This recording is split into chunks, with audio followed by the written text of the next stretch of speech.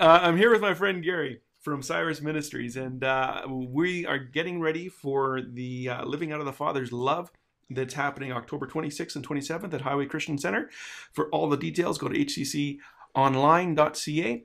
But anyway, we were just having a conversation here, and I thought, well, you know what, let's start recording it because people need to hear what's going on. And Gary, what started it off was I asked you about this Facebook post you had about this little girl who was having migraines, and you were able to pray for her over the phone, and some neat things happened. Can you, like, this just start over the great story you just finished telling me? So Well, I had received a phone call from my wife, and she said my coworker his daughter is gotten very bad migraines. She had been sent to the hospital. I believe they had her on IV. She was vomiting from the pain. They sent her home, and thought she was okay. But when she was at school, the school called the father and said, "You need to come get your daughter right away."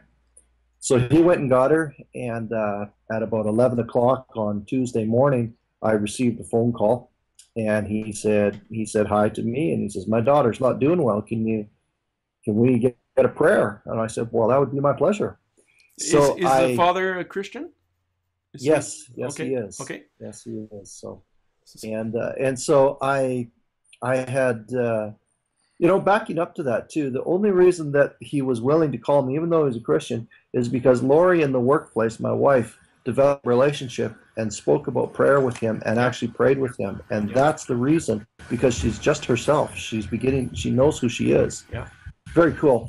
But anyways, the Lord has been speaking to me about the judgment of righteousness on the head of the devil. And so what I did was sorry, we're going to cut and edit this. We're taping this. But, yeah, okay. 4 o'clock. All right. No, Sorry. no, 3:45. Okay. Sorry. No Take worries. 3. So anyways, I was reflecting on the fact that every time there is an act of righteousness where somebody is healed, somebody is set free from oppression, somebody has something go right the way God intended it, it's a twofold act of God. One is his demonstration of love for us for who we are.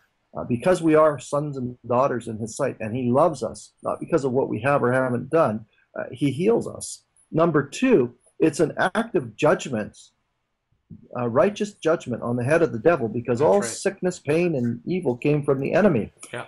And so I get really excited because every time the enemy inflicts something bad upon people, that is the indication that God is setting him up for judgment. And if we will begin to understand how God is operating and working through us, even in bad situations, that means we're going to see a lot of blessing coming our way and a lot of ugly stick smacking of the devil. And that makes me feel pretty good. So I said a quick prayer over her, and I released and decreed the righteous judgment of God on the migraines, on the pain that was going through her head, and the infirmity that was on her. And when I finished, I heard her over the phone because it was on speakerphone, and she said, "That was a great prayer." And her dad said, "Well, she seems to be doing better." And she was instantly set free. He texted my wife and said that his little girl was up and running around with no side effects whatsoever. That's and so awesome. That was over the phone. That was over a conference call. Yeah. A dad and a daughter got blessed. I got blessed, and the devil got smacked. I like it. With an ugly stick. That's Ugly awesome. stick it is. Yeah. So now I interrupted you before we started taping here too. You were talked about just before you were at the police station praying for someone the day before or the night before or something. Yeah. I started doing some some work at one of the high schools here in the city, and because I'm working with teenagers, I have to take a criminal background check, and so went to the police headquarters to do that, and saw a man limping with a cane. I walked up to him and said, "Hey, what's your name and what's going on?" And he told me, and I said, "Can I pray for you?" And actually, I didn't even pray for him or ask. I just said, "Give me your hand."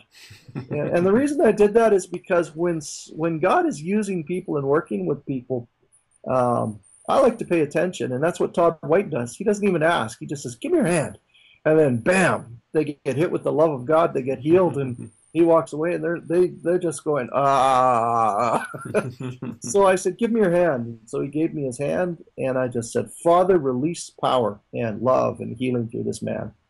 And I said, "What's going on?" And he says, "Well, I can feel heat moving up and down my leg." He says, "Let's pray that it stays." He says, "Please continue to pray for me." I said, "I'll do that." And went on to get my criminal background check done. So, whether you're going to a police station or whether you're walking downtown, you just never know. It's amazing. And one more story. I received an email from a spiritual son of mine in Brazil. And last October, 2012, I was in Brazil and had gathered I was 3 or 4 of us, and we went to this park, and we're walking around, and we came across, I believe it was 4 young adults or teenagers, and they had a guitar and they were playing, and so just went up and talked to them, and the guy sang a song for us, and we gave some words of encouragement to him, prophetic kind of things, and just told him how much the Father loved them, and then said, does anybody here need prayers or anything going on with anybody?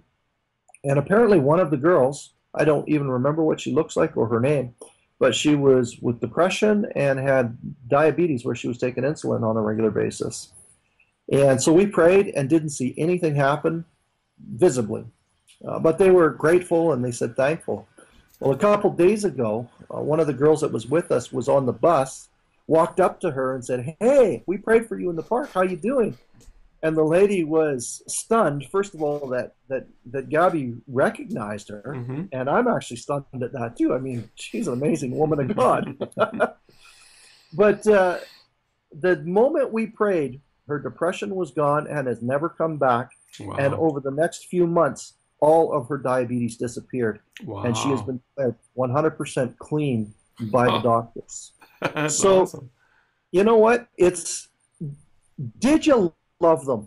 If you're looking for the healing and if you're looking for the demonstration of that power, you may be disappointed. But if you love people, you will not be disappointed, and because love never fails. And love is what activates the faith. Love is what makes everything go the way it's supposed to do, according to the kingdom, because God is love. And that love healed her. And so really puts a smile on my face when I read that message and realized there are probably, as my son said, hidden gems hidden all over the place that we don't even know about. Yeah. But because we chose to love, they're there. Yeah. And that's an incredible reward from the Lord.